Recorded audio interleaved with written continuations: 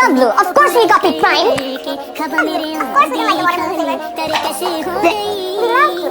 Of course we're not salty. রাফসান্দা ছোট ভাই, রাফসান্দা ছোট ভাই। জি ভাই, মানুষ যখন বাঁশ খায় তখন একদিক না, পুরো চারিদিক সহ বাঁশগুলা খায়। এই বাঁশটা খায় যখন তার মা বাবাকে একটা অডি গাড়ি গিফট করে। রাফসান্দা ছোট ভাই যখন তার মা বাবাকে গাড়ি গিফট করে তখন ওইটা ভিডিও আকারে ওইটা পাবলিশ করে। 3, 2, 1, go!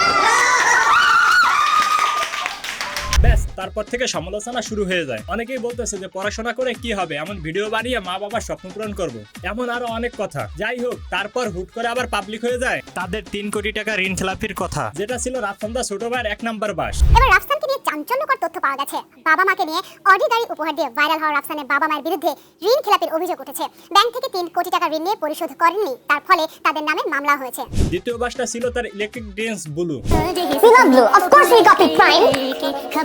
Of course we don't like the watermelon flavor. We love you.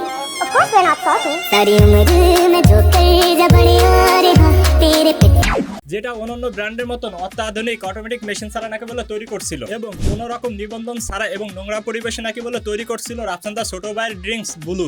এতদিন যারা এই ব্লু ড্রিঙ্কস পান করছেন তাদের আত্মার শান্তি কামনা করতেছি। আরে ভাই, রাফসান্দা ছোট ভাইকে জানিয়ে দিবেন না যে ইলেকট্রিক ড্রিঙ্কস ব্লু তৈরি করতে হলে নিবন্ধন লাগে?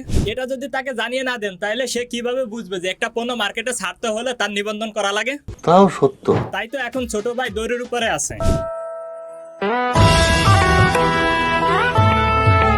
কিন্তু তার এমন অবস্থা দেখে আসলে সত্যি অনেক কষ্ট বা খারাপ লাগতেছে। তো আজকের মতন এই পর্যন্ত।